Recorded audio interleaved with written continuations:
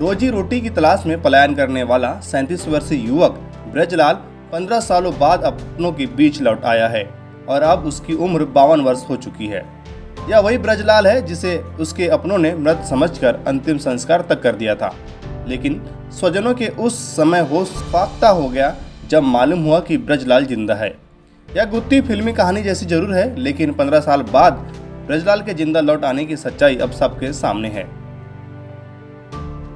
यह कहानी है बालाघाट जिले के नक्सल प्रभावित इलाके पाथरी के सेमटोला गांव के रहने वाले ब्रजलाल की, जो आज से लगभग 15 साल पहले परिवार के भरण पोषण और रोजी रोटी की तलाश में महाराष्ट्र के नागपुर पलायन कर चुका था।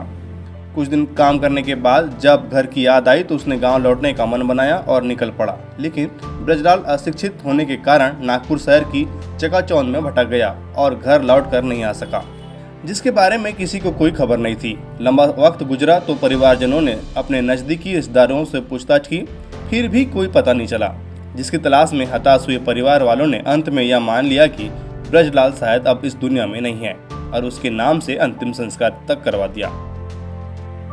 वक्त बीतता गया और परिवारजनों की नज़र में ब्रजलाल की मृत हुई 15 साल बीत गए, लेकिन एक अचानक सामाजिक संगठन के पदाधिकारियों के जरिए खबर मिली कि ब्रजलाल जिंदा है और इस वक्त वह झारखंड के जमशेदपुर में है।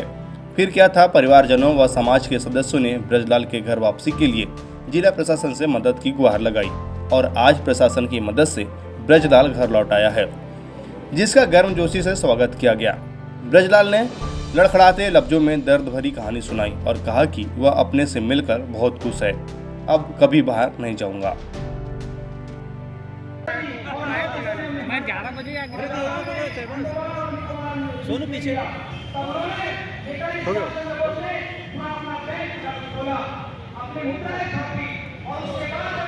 बहुत आभार है ना। और ऐसी आदिवासी समाज, मुस्लिम समाज और दलित समाज और ओबीसी समाज सब मिलकर एक दूसरे के सुख दुख में शामिल होंगे, ऐसी हम कामना करते हैं।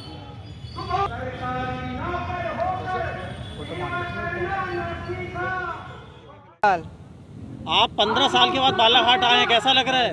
बढ़िया लग रहा था। कहाँ चले गए थे आप इतने वक्त? अब नागपुर गया था। नागपुर ऐसे कमाने खाने। तो फिर कहाँ चले गए थे उसके बाद? और उसके बाद रात में उतर गए थे, ऐसे लेटरिंग लग गया था। हाँ। और दूसरे ऐसे हट मैं उतर गया तो मैं भूला गया वहाँ से। हाँ। गाड़ी भग गया। फिर तहाँ फिर वहाँ 2-3 दिन का बाद रुक के देखा गाड़ी नहीं आई, पलटी ना हो। तहाँ वहाँ से फिर चल गया मैं उधर। कहाँ गया? उधर चल गया दिल्ली केरला जिला। फिर अभी कैसे याद आ गए घर की? भाई भैया मन गए, चाचू मन गए, भाई मन गए। ढूंढे उन लोगों ने? हाँ जी।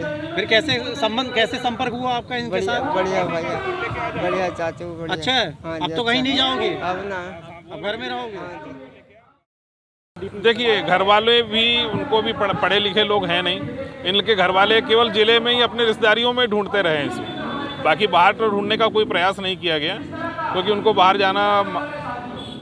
जाकर कैसे ढूंढें उसका कुछ ये भी नहीं था। यहाँ तक कि इन्होंने गुमशुदगी की रिपोर्ट तक दर्ज नहीं करवाई थी।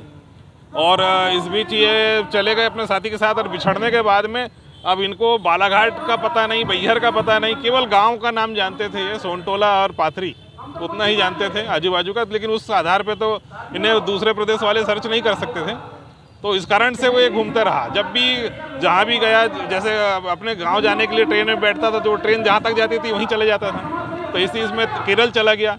अब केरल में 2 साल रहा, वहाँ पे नारियल और इसका सुपारी के खेतों में काम किया, वहाँ से पैसा जमा किया, वहाँ से घर आने के लिए निकला तो वेस्ट बंगाल हावड़ा पहुँच गया, वहाँ भी कुछ काम किया, वहाँ से आया, वहाँ से निकल के आया तो छत्तीसगढ़ पहुँच गया, छत्तीसगढ़ से भी वो घर आने के लिए निकला तो वो दिल्ली चला गया।